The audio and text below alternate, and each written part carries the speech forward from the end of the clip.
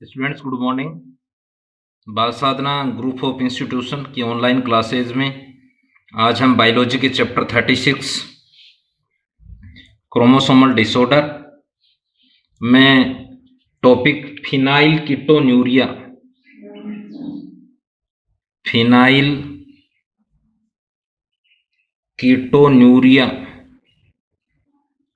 हिंदी में भी बोलेंगे फिनाइल कीटोन्यूरिया या इसको कीटोन में है भी बोलते हैं। क्या बोलेंगे? फिनाइल कीटोन में है। वंस अगेन, बाल साधना ग्रुप ऑफ इंस्टीट्यूशन की ऑनलाइन क्लासेज में आज हम क्लास 12 की बायोलॉजी के चैप्टर 36 क्रोमोसोमल डिसऑर्डर के टॉपिक फिनाइल कीटोन्यूरिया का अध्ययन करेंगे। स्टूडेंट्स, इस चैप्टर का ये लास्ट टॉपिक है, एक ऑटोसोमल डिसऑर्डर है। तो टॉपिक है फिनाइल कीटोन्यूरिया, हिंदी में भी बोलेंगे फिनाइल कीटोन्यूरिया। कुछ स्पेसिफिक बिंदु लेंगे इसमें। पहला तो देखो, इससे प्रीवियस ऑनलाइन क्लासेज में अपने सिकिल सेल एनीमिया पढ़ा है, दातर कोशिका अरक्तता भी बोलते हैं उसे।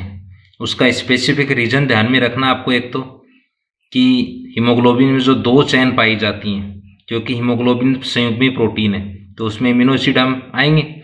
उसमें बीटा चेन में ग्लूटेमिक एसिड पाया जाता है, परंतु कुछ बार म्यूटेशन के कारण ग्लूटेमिक एसिड के स्थान पर वेलिन आ जाता है, जिससे आरबीसी सिकल आकार के हो जाती हैं। उनमें दोषपूर्ण हीमोग्लोबिन आ जाता है और ऑक्सीजन प्रॉपर कैरी नहीं हो पाता है।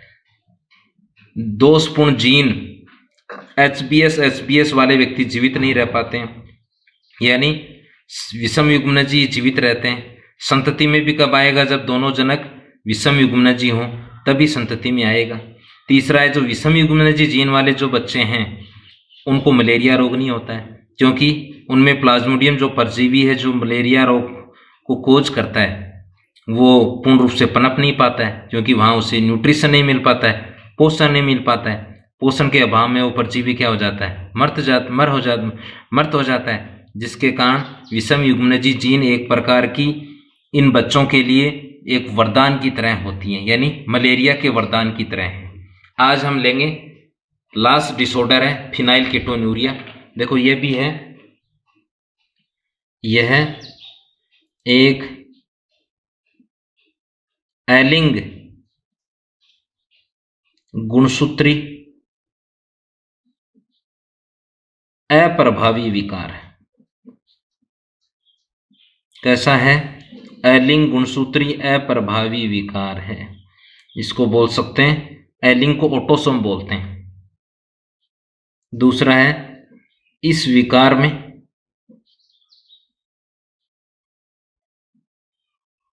त्रुटिपूर्ण जीन 12वें, आपकी बुक में नहीं दे रखा, ये ध्यान कर लेना। सिकिल सेल एनीमिया में 11वें एलिंग गुणसूत्र पर पाए जाते हैं, इसमें 12वें पर उपस्थित होते हैं। त्रुटिपूर्ण जीन 12वें एलिंग गुणसूत्र पर उपस्थित होते हैं।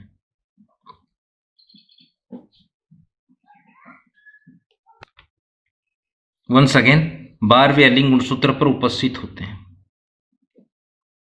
12वें ऑटोसोम पर उपस्थित होते हैं। अब देखो, सामान्यतः ये विकार कब होता है? विकार का कारण ये है, हम जो भोजन लेते हैं, क्या ले रहे हैं? फूड।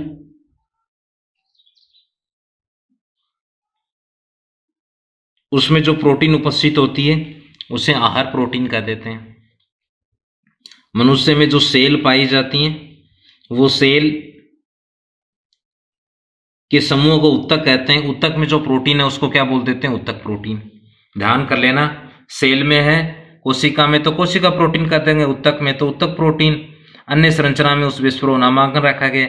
हम जो भोजन ले रहे हैं मुख्यतः कार्बोहाइड्रेट, प्रोटीन और लिपिड लेते हैं, उसमें प्रोटीन कंटेंट लिया, आहार प्रोटीन, उत्तक प्रोटीन। प्रोटीन है तो एकल इकाई को क्या बोलेंगे, सिकल सेल एनीमिया में भी लिया है एमिनो एसिड, तो यहाँ एमिनो एसिड का अध्ययन हम करेंगे। इसमें भी अगर हम देखें एक एमिनो एसिड लिया है, अनेकों एमिनो एसिड हैं, 20 एमिनो एसिड होते हैं मुख्यतः, असेंशियल नॉन असेंशियल उनकी कैटेगरी होती हैं, 10 में 10 असेंशियल हैं, 10 नॉन असेंशियल हैं। उनमें एक एमिनो एसिड है जो इस विकार से संबंधित है, वो है फिनाइल एलेनिन। कैसे बोलेंगे, फिनाइल एलेनिन, पीएचई से दर्शाते हैं इसे। कैसे दर्शाते हैं, पीएचई से दर्शाते हैं। ये क्या करता है, एक अन्य एमिनो एसिड में बदलता है, उस एमिनो एसिड का नाम है टायरोसिन। इसको ऐसे दर्शाते हैं, TYR से दर्शाते हैं। और ये क्या करेगा, फिर कुछ विशेष कार्य करता है, यहां लिख रहा हूं मैं कार्य। वो एक तो है ऑक्सीडेशन का कार्य करता है, दूसरा है आगे प्रोटीन सिंथेसिस भी करता है ये, यानी इनका समूह क्या कहलाएगा आगे, प्रोटीन सिंथेसिस। तीसरा है एक ग्लैंड हम पढ़ेंगे, उसका हार्मोन थायरोक्सिन का भी संश्लेषण करता है। एक कैटेकोलेमिन्स, इनका भी संश्लेषण करता है। परंतु फिनाइल एलेनिन जो कहाँ है, आहार के माध्यम से हम ले रहे हैं, यानी आहार में उपस्थित प्रोटीन या उत्तक में उपस्थित प्रोटीन। ये क्या है, ध्यान करना है, एमिनो एसिड है।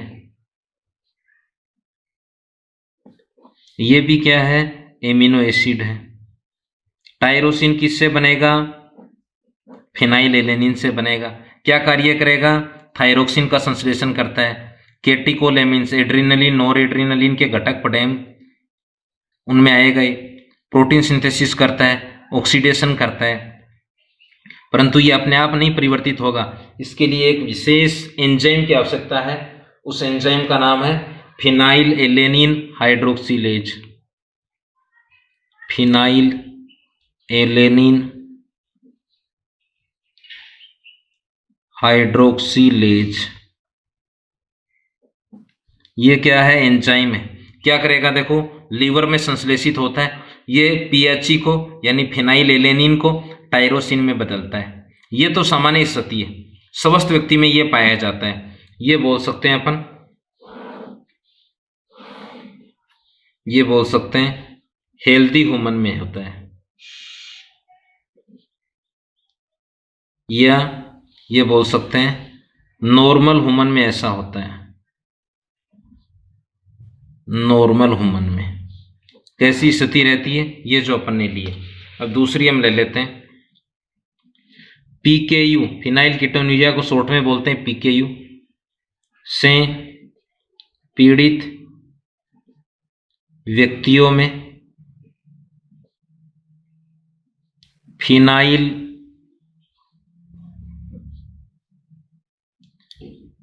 एलेनिन, क्या बोलेंगे, फिनाइल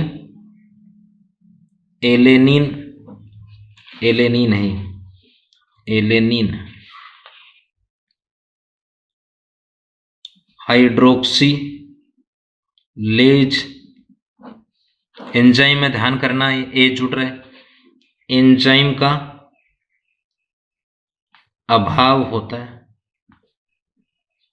जिससे अब अभाव ये नहीं होगा तो ये फिनाइल एलेनिन किस में नहीं बदल पाएगा, टायरोसिन में, जिससे phenyl alanine amino acid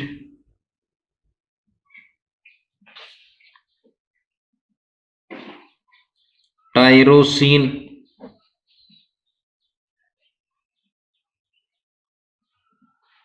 amino acid में नहीं बदल पाता है। अब नहीं बदल पाता है तो इसकी मात्रा देह में क्या होगी, बढ़ेगी।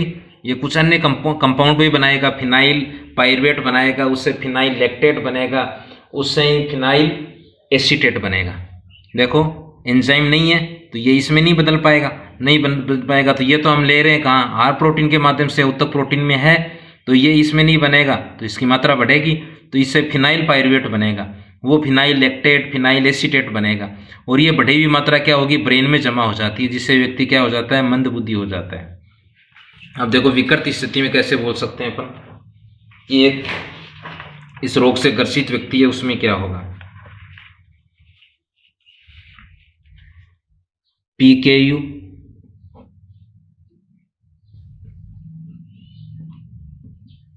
इन्फेक्टेड पर्सन, क्या लेंगे, पहला तो है वही आहार प्रोटीन, दूसरा क्या है उत्तक प्रोटीन, आर के साथ लेंगे, दोनों से कौन सा एमिनो एसिड लिया, एक ही,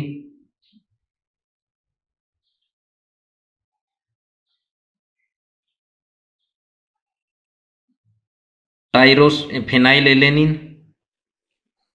ये ले लिया फिनाइल एलेनिन,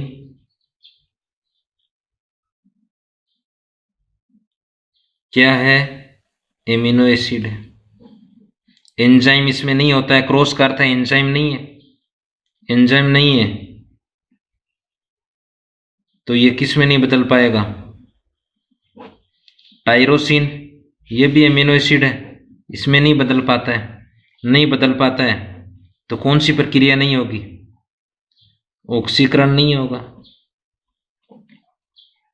थायरोक्सिन का संश्लेषण नहीं होगा, कुछ अंश में, कुछ अंश में प्रोटीन संश्लेषण नहीं होगा, कुछ अंश में कोटेकोलेमिन्स, एड्रीनलिन, नोड एड्रीनलिन, आगे हार्मोन पढ़ेंगे एक चैप्टर में, वो इसी नेचर के होते हैं, उनका संश्लेषण नहीं होगा।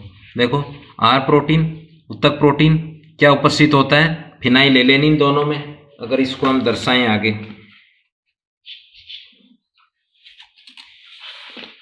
दोनों में क्या उपस्थित होता है, ये उपस्थित होता है। फिनाइल एलेनिन एंजाइम है नहीं, टायरोसिन नहीं बदल पाएगा, इसकी मात्रा देह में बढ़ेगी, बढ़ी हुई कहाँ जमा हो जाती है, ब्रेन में। इसके अलावा इससे कुछ उत्पाद भी बनते हैं, वो उत्पाद है फिनाइल पाइरुवेट, क्या बनेगा, फिनाइल पाइरुवेट बनता है। ये दो उत्पादों में टूट जाता है, एक बनाता है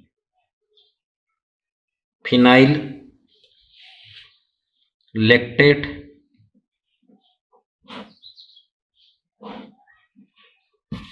दूसरा क्या बनाता है, फिनाइल एसीटेट। ये दो प्रोडक्ट किससे बनेंगे, इसी से बनेंगे। अब देखो ध्यान ये रखना है, फिनाइल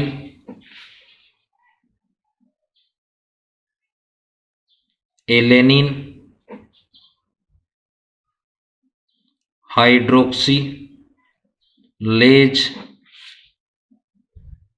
एंजाइम के अभाव के कारण फिनाइल एलेनिन की मात्रा देह में बढ़ जाती है, यानी टायरोसिन नहीं बनेगा तो बढ़ेगी, देह में बढ़ जाती है। यह है बड़ी मात्रा मस्तिष्क में जमा हो जाती है, जिससे व्यक्ति मंद बुद्धि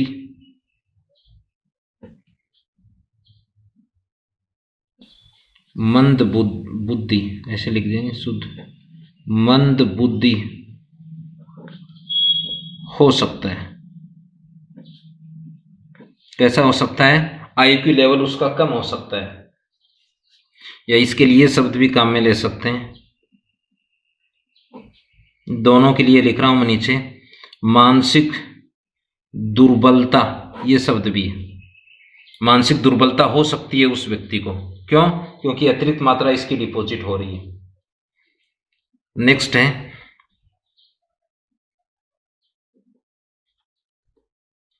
किडनी द्वारा भी कम अवशोषित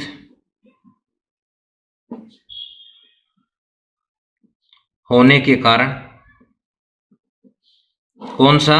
फिनाइलएलेनिन है ये। फिनाइलएलेनिन किडनी द्वारा कम अवशोषित होने के कारण यूरिन, मूत्र बोल सकता है, यूरिन के साथ भी उत्सर्जित होता है। कौन है ये? ध्यान कर लेना, कौन का अर्थ है? फिनाइलएलेनिन अवशोषित कम होगा। कम होगा किडनी द्वारा, फिल्टर होता रहेगा, यूरिन के साथ ये उत्सर्जित होता रहता है। ये सामान्यतः स्थिति है इन्फेक्टेड व्यक्ति में। आहार प्रोटीन, उत्तक प्रोटीन में ये लेंगे, एंजाइम नहीं है, लीवर में बनेगा, वो टायरोसिन नहीं बदल पाता है, इसकी सांद्रता बढ़ जाती है। बढ़ी हुई सांद्रता कहाँ जमा हो जाती है? मस्तिष्क में जमा हो जाती है, मानसिक दुर्बलता आती है। साथ ही इससे फिनाइल पायरुवेट उत्पाद बनता है, जो कि फिनाइल लैक्टेट व फिनाइल एसीटेट में भी परिवर्तित हो सकता है या हो जाता है। ये उत्पाद या फिनाइलएलेनिन किडनी द्वारा भी क्या होगा? कम अवशोषित होगा, तो यूरिन के रूप में देह से क्या होगा? उत्सर्जित होगा। साथ ही थायरोक्सिन, कैटेकोलेमिन्स, प्रोटीन संश्लेषण, ऑक्सीडेशन, ये प्रक्रियाएं नहीं होंगी। ये स्टूडेंट्स लास्ट टॉपिक था इस चैप्टर का। इसमें कुछ एक दो टॉपिक छोटे हैं जो हम बोल सकते हैं। अगर एक एक दो दो लाइन के संदर्भ में कुछ मुख्य लाइनें हैं, एक छोटा सा विकार भी है, पुरुषों में विकार, ये है पुरुषों में विकार। अब देखो विस्तार पूर्वक नहीं दे रखा आपकी बुक में, विकार का नाम है जैकब सिंड्रोम। बुक में नाम नहीं दे रखा है इस विकार का, जैकब सिंड्रोम। सिंड्रोम का अर्थ है क्लस्टर ऑफ डिजीज। देखो नॉर्मल अगर ह्यूमन में ले हम, नॉर्मल ह्यूमन, नॉर्मल ह्यूमन का अर्थ है स्वस्थ मनुष्य, 44 प्लस XY, पुरुषों का ले रहे हैं केवल, तो XY आ जाएगा। XY कितने हो जाएंगे? या 2n बराबर 46। ये स्थिति है इसमें, परंतु इसमें जैकब सिंड्रोम में क्या होगा? ये स्थिति है 44 प्लस XY। देखो 44, 45, 46, 47, तो ऐसे बोल सकते हैं 2n प्लस 1 बराबर 47। ये जैकब सिंड्रोम में, ये ध्यान कर लेना। एक अधिक को क्या बोलते हैं? ट्राइसोमी। दो अधिक को बोलेंगे टेट्रासोमी, एक कम को बोलेंगे मोनोसोमी, दो कम को बोलेंगे नलीसोमी। इससे आगे वाले चैप्टर में आएंगे ये। ट्राइसोमी सामान्य से एक अधिक गुणसूत्र होना, टेट्रासोमी सामान्य से दो अधिक होना, मोनोसोमी सामान्य से एक कम होना, नलसोमी सामान्य से दो कम होना। कौन सा अधिक है? Y, तो इसे ट्राइसोमी Y भी कहते हैं। अब देखो इसके लक्षण क्या हो सकते हैं किसके? जैकब सिंड्रोम से ग्रसित बच्चे के। पहला तो है जन्मजात अपराधी प्रवृत्ति के होते हैं। ये जन्मजात अपराधी प्रवृत्ति के, ये लाइन देकर पूछा जा सकता है कि जन्मजात जो बच्चे अपराधी प्रवृत्ति के होते हैं उनमें क्रोमोसोम की स्थिति क्या है? तो ये लिखनी है आपको 44 प्लस XY।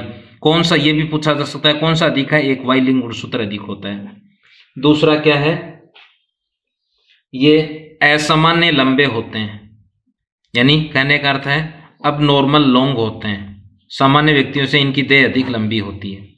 तीसरा अगर हम देखें अल्प बुद्धि वाले भी होते हैं, अल्प बुद्धि वाले, ये सामान्य लक्षण है। इसके अलावा देखो कुछ दो स्पेसिफिक पॉइंट अगर हम लें, जैसे ये आ जाएगा आनुवांशिकता का वाहक, ये पूछे आपको, आनुवांशिकता का वाहक, ये बिंदु आ जाएगी। आनुवांशिकता का वाहक किसे कहते हैं, या ये आ सकता है आनुवांशिकता का आधार क्या है। दोनों एक ही हैं। आनुवांशिकता का वाहक किसे कहते हैं, शॉर्ट में लिखा है मैंने। आनुवांशिकता का आधार किसे कहते हैं, ये भी ध्यान कर लेना। दोनों हैं क्रोमोसोम, क्योंकि माता से कितने आ रहे हैं, अंडाणु के माध्यम से 23, शुक्राणु के माध्यम से पिता से कितने आ रहे हैं, 23, तो संतति में जा रहे हैं माता पिता से। तो आनुवांशिकता अर्थ पीढ़ी दर पीढ़ी, ये ही आधार है। सो ये चैप्टर आपका क्रोमोसोमल डिसऑर्डर, जिसको हम बोल सकते हैं हिंदी में गुणसूत्रीय विकृतियां। मानव में गुणसूत्रीय विकृतियां, गुणसूत्रीय असमानताएं, ये कंप्लीट हुआ है। Next sum chapter next online class में स्टार्ट करेंगे। So thanks, have a nice